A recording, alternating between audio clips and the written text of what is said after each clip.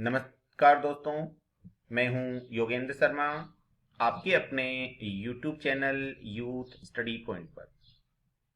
हम अपनी हिंदी शिक्षण की वार्ता को और आगे बढ़ा रहे हैं। जो विधियां हमने कर ली थी उनसे आगामी विधियों पे हम और आगे चर्चा करेंगे। आज का भी अपना प्रकरण रहेगा भाषा की शिक्षण विधियां।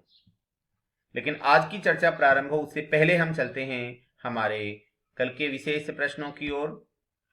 कल के अपने विशेष प्रश्न थे, प्रत्यक्ष विधि का द्वितीय भाषा सिखाने का मुख्य सिद्धांत नहीं है। विकल्प हैं बातचीत द्वारा, मौखिक अभ्यास द्वारा, व्याकरण द्वारा या अव्यावहारिक रूप से। तो इसका सही उत्तर था व्याकरण द्वारा, यानी इस सिद्धांत को नहीं प्रयुक्त किया जाता। प्रत्यक्ष विधि में व्याकरण नहीं सिखाई जाती और प्रयोग भी नहीं किया जाता। दूसरा प्रश्न था, प्रत्यक्ष विधि से किस प्रणाली विधि के दोष स्वयं दूर हो जाते हैं। 4 विकल्प थे, व्याकरण अनुवाद विधि, भाषा वैज्ञानिक विधि, सैनिक विधि या गठन पद्धति। तो इसका सही उत्तर था नंबर 3, सैनिक विधि। तीसरा प्रश्न था, प्रत्यक्ष विधि से संबंधित असत्य कथन कौन सा है।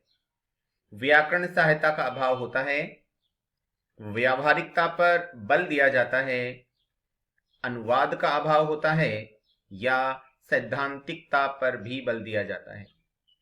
तो इसका सही उत्तर है नंबर 4, सैद्धांतिकता पर भी बल दिया जाता है, क्योंकि प्रत्यक्ष विधि में व्याकरण सहायता नहीं ली जाती। ये बात सही थी। इसमें व्यावहारिक भाषा पर प्रयोग किया जाता है, पर बल दिया जाता है, को ही प्रयोग में लाया जाता है। ये बात भी सही थी। और इसमें अनुवाद भी नहीं किया जाता, ट्रांसलेशन नहीं किया जाता, ये भी सही थी। लेकिन ये बात गलत है कि सैद्धांतिकता पर बल दिया जाता है। सैद्धांतिकता पर बल नहीं दिया जाता है। यही अपना आज का उत्तर था। अब हम प्रारंभ करते हैं अपनी आज की विधि। आज की विधि के लिए एक प्रश्न है पहले कि किस विधि में भाषा सिद्धांतों के स्थान पर भाषा कौशलों का विकास करवाया जाता है। समवाय विधि में, भाषा संसर्ग विधि में, सैनिक विधि में या अनुकरण विधि में। तो इसका सही उत्तर है सैनिक विधि में। इसमें सिद्धांतों के स्थान पे कौशलों का विकास होता है, यानी सुनना, बोलना आदि कौशलों का विकास ज्यादा करवाया जाता है, सिद्धांतों को नहीं पढ़ाया जाता। तो हम अब चर्चा करेंगे कि आखिर सैनिक विधि क्या होती है। तो देखिए, इस विधि में भाषा के स्थान पर भाषा कौशलों का अभ्यास करवाया जाता है। ये हमने बात कर ली थी। इस विधि को संगठनापरक विधि, श्रव्य भाष्य विधि, भाषा वैज्ञानिक विधि व अनुकरण परिस्मरण विधि भी कहा जाता है। इसके नाम है अन्य संगठनापरक विधि, श्रव्य भाष्य विधि, भाषा वैज्ञानिक विधि, अनुकरण परिस्मरण विधि। अब देखिए होती क्या है। यदि अपन इसकी बात करें तो इस विधि का प्रयोग द्वितीय विश्व युद्ध के दौरान विशेष भाषा सिखाने के लिए आर्मी मेथड के रूप में किया गया, क्योंकि जो शत्रु पक्ष के सैनिक थे वे बहरूपीय बनकर सैनिकों से मिल जाते और जो भी गुप्त बातें होती को जान लेते थे। अब वो उन गुप्त बातों को न जान पाए, इसके लिए द्वितीय विश्व युद्ध के दौरान अमेरिका में इस आर्मी मेथड के रूप में इस विधि का प्रयोग हुआ और उन सैनिकों को एक ऐसी भाषा सिखाई गई जो कि अपने आप में एक विशेष भाषा थी, जिसका कोई अस्तित्व ही नहीं था। वास्तविकता में बात करें तो देखिए, हम बचपन में अपने विद्यालय में अपने एक मित्र मंडली के बीच गुप्त बातें कर लेते थे, कोड वर्ड में बातें कर लेते हैं। जैसे अध्यापकों के विशेष नाम रख लेना, अन्य साथियों के विशेष नाम रख लेना। हम तो उन गुप्त बातों को आपस में बोलकर मजे ले लेते हैं, लेकिन जो दूसरे छात्र जिस भाषा के बारे में नहीं जानते, जिन कोडवर्ड के बारे में नहीं जानते थे, वो कुछ भी समझ नहीं पाते थे। तो वो भी अपने आप में कौन सा मेथड था? यही आर्मी मेथड था, सैनिक विधि थी। यानी इसमें एक तरह की कोड भाषा का प्रयोग किया जाता है। इस विधि द्वारा एक ऐसी भाषा सैनिकों को सिखाई गई थी जिसका कोई अस्तित्व नहीं था, अर्थात कोड भाषा सिखाई गई थी जिसे अन्य देश के दुश्मन सैनिक समझ नहीं सके थे। विद्यालय स्तर पर इसका प्रयोग द्वितीय भाषा शिक्षण के रूप में किया जाता है, यानी जो मातृभाषा बच्चों को पहले से ही जिसके बारे में जानकारी होती है, जो मातृभाषा उन्हें आती है बोलना, सुनना, पढ़ना, लिखना, उसके अलावा जो अन्य भाषाएं उन्हें सिखानी होती हैं उन भाषाओं को सिखाया जा सकता है। इस विधि से भाषा प्रयोग की क्षमता का विकास हो जाता है, यानी परस्पर वार्तालाप करने के लिए वो विशेष शब्द उनको बताए जाते हैं कि आज हमें इन इन विशेष शब्दों का प्रयोग करना है, और बच्चे आपस में उन्हीं शब्दों का प्रयोग करके भाषा का प्रयोग करना सीख जाते हैं।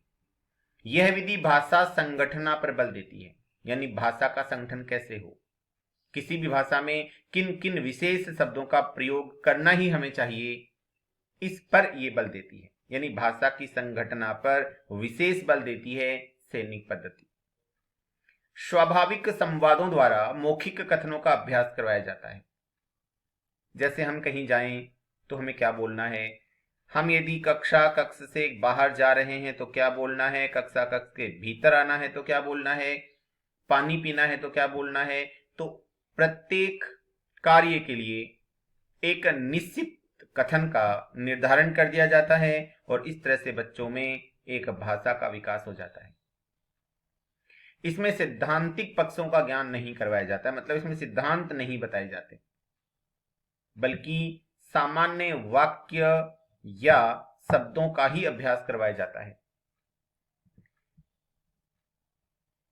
अब हमारे पास एक और प्रश्न है किस विधि में शब्द को भाषा की इकाई मान लिया जाता है, यानी शब्द को ही भाषा की एक इकाई मान लिया जाता है, वह कौन सी विधि है?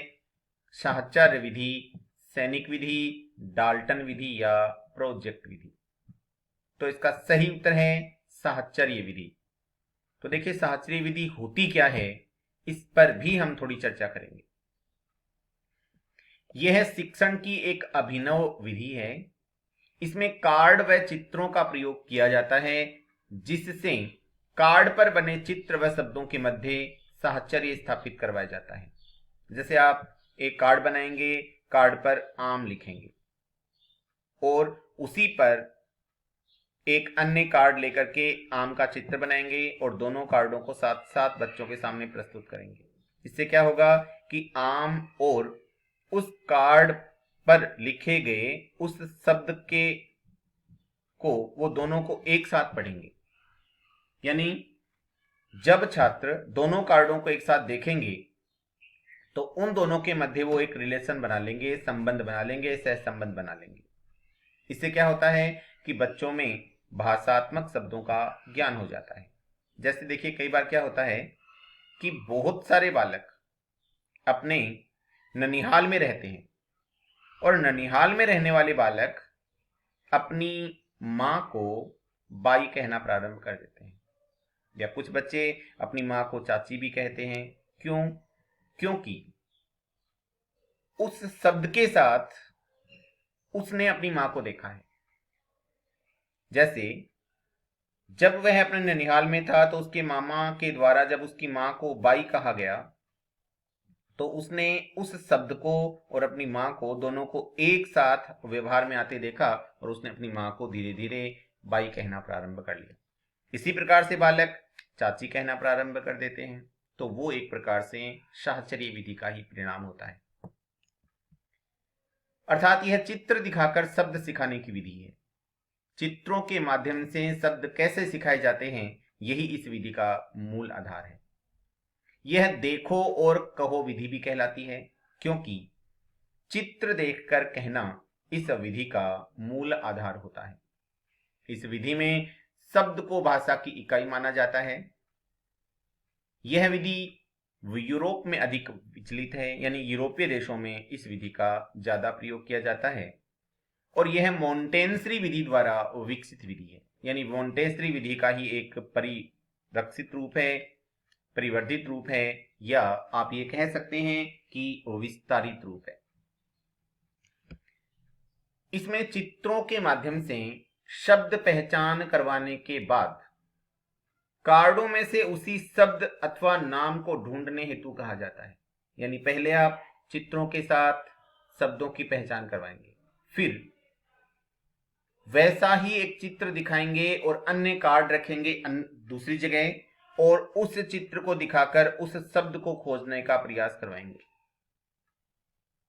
जिससे क्या होगा कि छात्र क्रियात्मक कार्यों में लगे रहेंगे और उन्हें परिणाम का भी बोध होता रहेगा। इस विधि में बालकों में अध्ययन के प्रति रुचि बनी रहती है, क्योंकि परिणाम का बोध बना रहता है।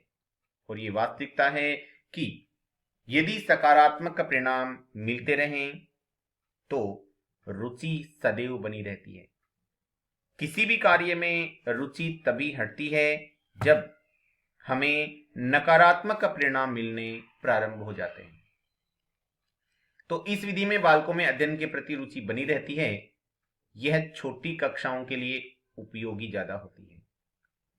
इससे अधिगम हमेशा स्थायी होता है, लेकिन समस्या यह है कि कौशलों का क्रमिक विकास नहीं हो पाता। यानी सुनना, बोलना, पढ़ना, लिखना, इनका एक क्रमिक विकास नहीं होता। आप सबसे पहले ही बच्चों को पढ़ना कौशल का विकास करवा देते हैं, क्योंकि आम या केले के फल के चित्र को दिखाकर उसके साथ पठन कौशल का विकास करवाते हैं। और सबसे इंपॉर्टेंट बात तो इसकी यह है कि इसमें लेखन कौशल का तो विकास ही नहीं हो पाता, क्योंकि बच्चे सिर्फ पहचान करके, वाक्यों को सुन करके अनुकरण मात्र करते हैं, लेकिन कभी भी लेखन कौशल का उनमें विकास नहीं किया जा सकता। अब हम आज के कुछ विशेष प्रश्न आपके लिए दे रहे हैं, जिनका उत्तर आपको कमेंट बॉक्स में लिखना है। आज के 2 प्रश्न हैं दोस्तों। पहला प्रश्न, कौन सी विधि आर्मी मेथड से संबंधित नहीं है? पहला विकल्प श्रव्य भाष्य, दूसरा विकल्प भाषा वैज्ञानिक, तीसरा अनुकरण परिष्करण, या चौथा अंतर्बोध। पहले परीक्षाओं में पूछा हुआ प्रश्न है, थोड़ा ध्यान से उत्तर देंगे। दूसरा प्रश्न देखिए, किस विधि में टेप रिकॉर्डर, ग्रामोफोन, टेलीविजन इत्यादि का विशेष रूप से प्रयोग किया जाता है? विकल्प हैं द्विभाषा पद्धति, समवाय पद्धति, व्यतिरेक पद्धति, या भाषा संसर्ग पद्धति। इसी के साथ आज की अपनी ये वार्ता यहीं पे समाप्त होती है। कल पुनः मिलेंगे कुछ नई विधियों के साथ। तब तक के लिए जय हिंद, जय भारत।